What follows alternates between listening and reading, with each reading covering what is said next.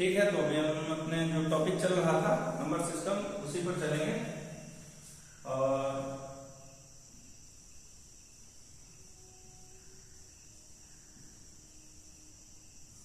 Number system में ही चलेंगे। इसमें जो सबसे मेन है वो है रेशनल नंबर। ठीक है, रेशनल नंबर अगर आपको अच्छा समझ में आ गया, बहुत ऐसे क्वेश्चन है जो आपको रेशनल नंबर समझ जाने के बाद अच्छे से समझ में आएंगे। ठीक है, तो कुछ पहले वाला जो वीडियो है उसमें बेसिक बताए हुए थे, अभी उसका कुछ और एडवांस बेसिक आपको बता रहा था। ठीक है, उसमें हमने ये बताया था कि फ्रैक्शन होता है, जो फ्रैक्शन होगा पहला होगा प्रॉपर फ्रैक्शन, ठीक है, और दूसरा होगा इम्प्रॉपर फ्रैक्शन।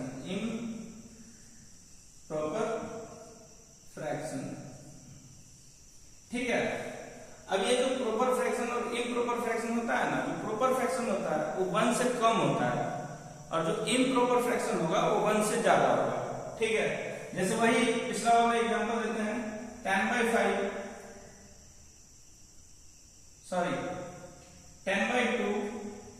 10/5, 10/10 एंड 10/15। अभी आप इसमें ये बताइए कि इसमें 1 से छोटा कौन है। अगर आप नोटिस करेंगे तो अगर हम इन दोनों को काटेंगे तो ये नंबर 5 आएगा, ये 2 हो जाएगा, ये 1 हो जाएगा और ये 2/3, यानी कि 3 से हम 2 को डिवाइड करेंगे तो यहाँ 0 लगाएंगे, 0.6666 समथिंग चला जाएगा। तो जो इसका वैल्यू आएगा ये आएगा 0.666, तो ये 1 से छोटा है। ठीक है, तो सिर्फ ये क्या है, प्रॉपर फ्रैक्शन है। ठीक है, बाकी ये तीनों क्या होंगे, इम्प्रॉपर फ्रैक्शन होंगे, फ्रैक्शन सब है। और ये दोनों क्या होंगे, ये दोनों रेशनल नंबर है। क्या है, रेशनल नंबर।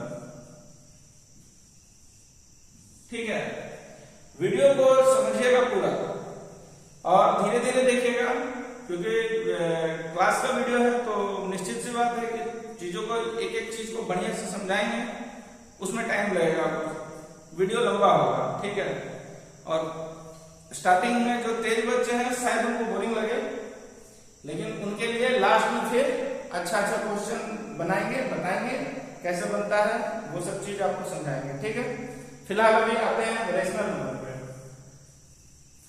तो देखिए रेशनल नंबर क्या कहता है, कोई भी नंबर p/q के फॉर्म में हो।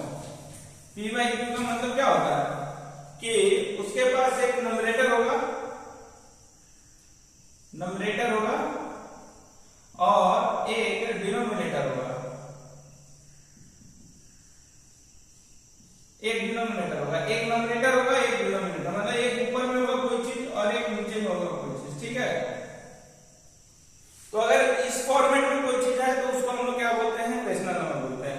इसमें भी एक थोड़ा सा करेक्शन है, इसमें जो ये q होगा वो 0 के बराबर नहीं होता। अब ये क्यों नहीं होता है, ये पिछले वाले वीडियो में बताया हुआ है। ठीक है, तो पिछले वाले वीडियो को देखिएगा तो आपको पता चल जाएगा। फिलहाल रेशनल नंबर में ये चीज होता है। ठीक है, आप समझते हैं कि रेशनल नंबर होता क्यों है, रेशनल नंबर को लाया क्यों गया। तो सिंपल सी बात समझिए कि मान लीजिए कि हमारे पास एक मिनट,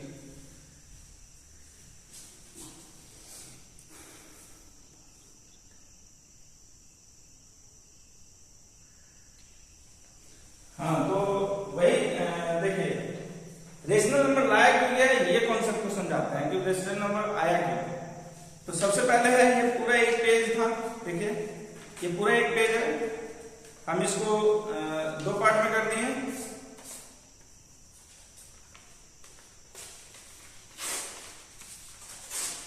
ठीक है, 2 पार्ट में कर दिए। तो अब ये दोनों को जोड़ेंगे तो ये तो 1 होगा, लेकिन एक पार्ट को कितना बोलेंगे, ये 1/2 होगा, ये 1/2, और दूसरे वाले पार्ट को भी 1/2 बोलेंगे, और ये दोनों मिलकर के क्या बन जाएंगे।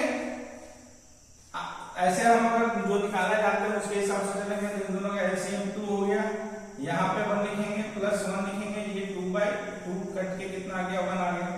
ठीक है, तो यहाँ पर आप लिख सकते हैं।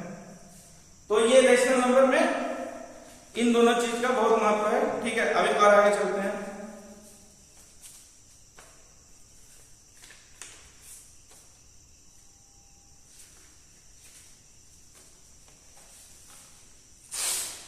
अब ये क्या हो गया, ये 4 टुकड़ा हो गया। कितना टुकड़ा हो गया, 4 टुकड़ा। 4 टुकड़ा में पहले टुकड़े को कितना लिखेंगे, 1/4। क्यों लिखेंगे, क्योंकि ये 1/4 हिस्सा है, ठीक है। और ये जो बाकी बचा उसको हम लोग 3/4 हिस्सा बोलेंगे, यानी 3 टुकड़ा। कितने टुकड़ों में से, 4 टुकड़ों में से। अब फिर हम इसको जोड़ेंगे ना, तो फिर 4/4 कट के 1 आएगा, ठीक है। फिर इसको जोड़ेंगे तो सेम सिस्टम आएगा। तो बेसिकली कहने का मतलब यह है कि हमको रेशनल नंबर का जरूरत किसी चीज को, पार्ट को जोड़ने के लिए पड़ा, ठीक है। मतलब कोई चीजें पार्ट में हमको मिली हुई है, ठीक है। अब इस पेज का मान लो कि हमको 3 ही टुकड़ा है, अब हमको इन दोनों को जोड़ना है, तो हम कैसे जोड़ेंगे, तो ये 1/4 और ये 2/4। अगर हमारे पास ये है क्या करेंगे, 1/4 प्लस 2/4, इन दोनों का एलसीएम कितना हो जाएगा, 4। 4 1 जा 4, 1 1 जा 1, प्लस 4 1 जा 4, 2 1 जा 2, तो ये हो जाएगा 2 + 1 3/4, ठीक है। तो ये आपके पास 3 टुकड़ा है, तो 3/4 ऑलरेडी बता रखे हैं कि 3/4 होगा। और उसी तरह आप जब कैलकुलेट करेंगे तो वो भी आएगा। आप इसी तरह इसको आप 1000 टुकड़ा से अगर कर दिए 1000 टुकड़ा, तो जो 1000 टुकड़े में से एक टुकड़ा निकलेगा उसको हम लोग बोलेंगे 1/1000, ठीक है।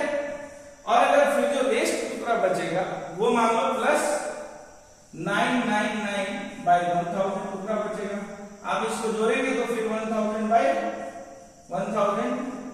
= 1, ठीक है। तो जो हम लोग स्केल में देखते हैं, नंबर लाइन में देखते हैं कि 10 पॉइंट्स हैं, मतलब 1.1 2 3 4 5 इस तरह से देखते हैं ना, तो स्केल को भी हम लोग 10 टुकड़ों में बांटे हुए हैं, ठीक है। अच्छा हाँ, इससे एक और अच्छा कॉन्सेप्ट है। अगर आप मीटर को देखिए, आपको पता है कि 1000 मीटर = 1 किलोमीटर होता है, यानी कि ये 1000 पार्ट है, ये किसका है, 1 किलोमीटर का 1000 पार्ट है, 1 किलोमीटर का 1000 पार्ट है।